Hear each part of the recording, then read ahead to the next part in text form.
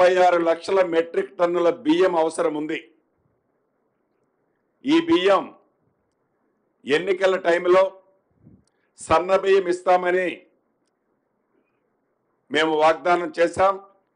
ఈ రాష్ట్ర అవసరాల కోసం బయట ప్రాంతాల నుంచి సన్న బియ్యం కొనొద్దు అనే ఒక నిర్ణయంతో ఏదైతే ఎన్నికల్లో మేము చెప్పామో చెప్పిన దాని ప్రకారం ప్రతి రైతన్నకు సన్న వడ్లు పండించిన రైతన్నకు క్వింటాలకు 500 రూపాయల బోనస్ని ఈ వచ్చే సీజన్ నుంచి ఇవ్వాలని నిర్ణయించాం.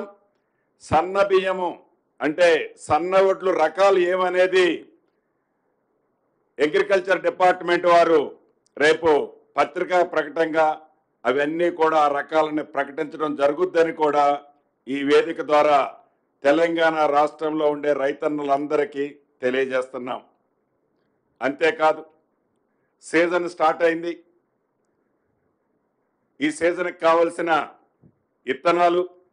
ఇత్తనాలతో పాటు ఎరువులు ఇతరత్ర ఈ రాష్ట్రంలో రైతుల పక్షపాతైన ఇందిరమ్మ ప్రభుత్వంలో ఏ ఒక్క రైతన్న కూడా ఇబ్బంది పడద్దు అని నకిలీ విత్తనాల విషయంలో మాటలతో కాకుండా చేతలతో రైతులకి నకిలీ విత్తనాలు ఎట్టి పరిస్థితుల్లో బోగస్ విత్తనాలు అరికట్టాలన్నదే ఈ రాష్ట్ర ప్రభుత్వం యొక్క ఉద్దేశం.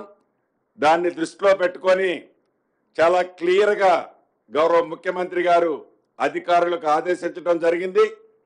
ఎవరైతే నకిలీ విత్తనాలు సృష్టిస్తారో, నకిలీ విత్తనాలు అమ్ముతారో, నకిలీ విత్తనాలు అమ్మి నకిలీ రెసిప్ట్లు ఇస్తారో వారందరి మీద కఠినమైన చర్యలు తీసుకునే విధంగా ఆదేశాలు ఇచ్చారు.